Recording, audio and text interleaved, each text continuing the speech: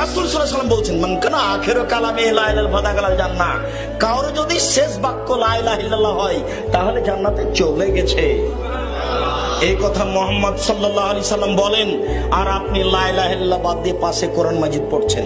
মরে গেছে তখন কোরআন বক্সে দিয়েছে। 5টা ছেলে মাদ্রাসা থেকে নিয়ে এসে বলছে আমার বাপের নামে কোরআন মাজিদ পড়ে বক্সিয়ে দাও।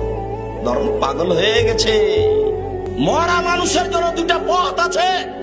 একটা পথ হলো মুখে দোয়া, কিছুই যদি না জানি তাহলে বলবো আল্লাহ তুমি আমার বাপকে ক্ষমা করো, এটাই বিশাল কথা। আর একটা বাপ মায়ের পথ হলো এই তার নামে দান খায়রাত করা। একটা লোক এসে বলছে আল্লাহর নবী আমার মা হঠাৎ মারা গেছে, আমার মা কথা বলতে পারলে কিছু দান করত, তো আমি যদি দান করি তাহলে আমার মায়ের নেকি হবে কি? তারা নাম আল্লাহ রাসূল বলেন হ্যাঁ, হাদিস বুখারী মুসলিম। তাহলে এতে বোঝা যাচ্ছে যে মরা মানুষের নামে দান করা যায়। হাদিস বুখারী মুসলিম। মরা মানুষের জন্য 2টা পথ, এক দান আর একটা কি বললাম মুখে দোয়া। তা আপনি কোরআন মাজিদ পড়ে বক্সে দিলেন যে